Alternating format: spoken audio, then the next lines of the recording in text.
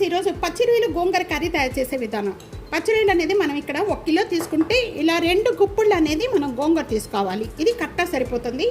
Hi friends, అందరికీ నమస్తే. Welcome to టీ అనస్ కిచెన్ తెలుగు. ఈరోజు రెసిపీ గోంగూర పచ్చి రొయ్యల కూర తయారు చేసే విధానం షేర్ చేయబోతున్నాను. ఈ రెసిపీ లాస్ట్ వరకు కూడా చూడండి, స్కిప్ చేయకుండా. చాలా టేస్ట్గా ఉండే కూర తయారవుతుంది. స్పైసీగా పుల్లపుల్లగా చాలా టేస్ట్గా ఉంటుంది.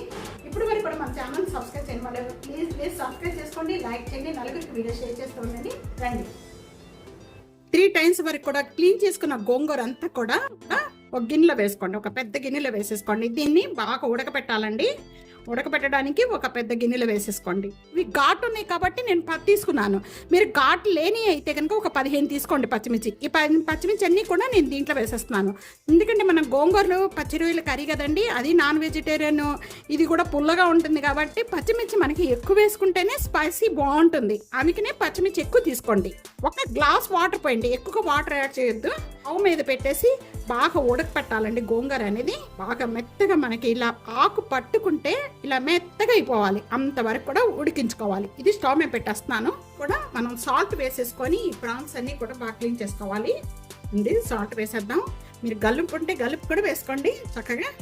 ముందుగా వాటర్ ఏం పోయకుండా సాల్ట్ వేసేసుకొని 1 టేబుల్ స్పూన్ బాగా కడిగేసేయండి. మొత్తం 2-3 సార్లు కూడా బాగా క్లీన్ చేయండి. ఇదిగోండి ప్రాన్స్ లో చూసారా ఎంత మురికిగా తెల్లగా వచ్చే వరకు కూడా బాగా క్లీన్ చేసుకోండి. 4 టైమ్స్ వరకు కూడా బాగా క్లీన్ చేసుకున్న ఈ ప్రాన్స్ లో 1/2 టేబుల్ స్పూన్ ఇక్కడ జింజర్ గార్లిక్ పేస్ట్ వేసేసుకోండి. 1/2 table spoon salt, 1/2 table spoon పసుపు. ఇవన్నీ వేసేసిన వెంటనే కూడా ఈ ప్రాన్స్ అంతా కూడా బాగా కలుపుకోవాలి. ఇలా కలిపిన వెంటనే కూడా దీన్ని ఇలా వదిలేయండి. గోంగూర అంతా కూడా బాగా ఉడికిపోయింది.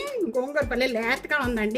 గోంగూర ఉడికిపోయింది బాగా. ఇలా పట్టుకోగానే చక్కగా ఇలాగా మెత్తగా అయిపోవాలి. ఇలా బాగా మెత్తగా మెలుపుకోవాలండి.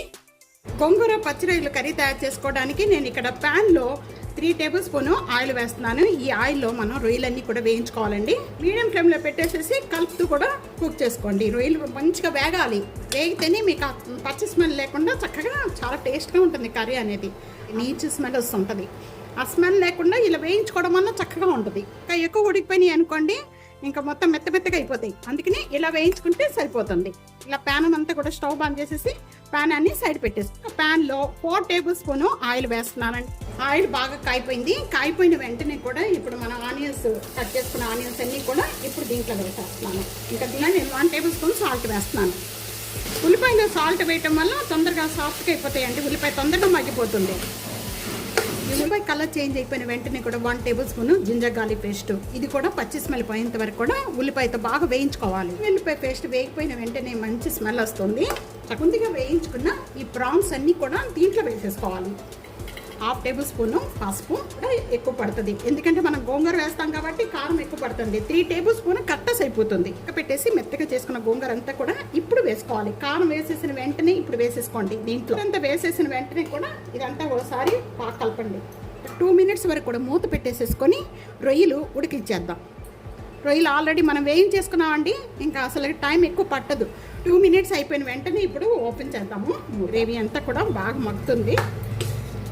3/4 కప్పు వాటర్ యాడ్ చేస్తున్నానండి. ఎక్కువగా వాటర్ యాడ్ చేసుకోవద్దు, కానీ ఆయిల్ సపరేట్ పడేంత వరకు కూడా మగ్గించేసుకోవాలి. అయిపోయాక ఇప్పుడు ఓపెన్ చేద్దామండి. చూసుకోండి, టేస్ట్ చూసుకొని సాల్ట్ అనేది సరిపడిపోతే ఇప్పుడు వేసుకోవచ్చు. ఒక 1/2 టేబుల్ స్పూన్ సాల్ట్ వేస్తున్నాను. సాల్ట్ వేసేసుకొని ఒకసారి మొత్తం కూడా బాగా కలిపేసుకుందాము. కొత్తిమీర వేసేసుకొని ఇంకా దించేసుకుందాం.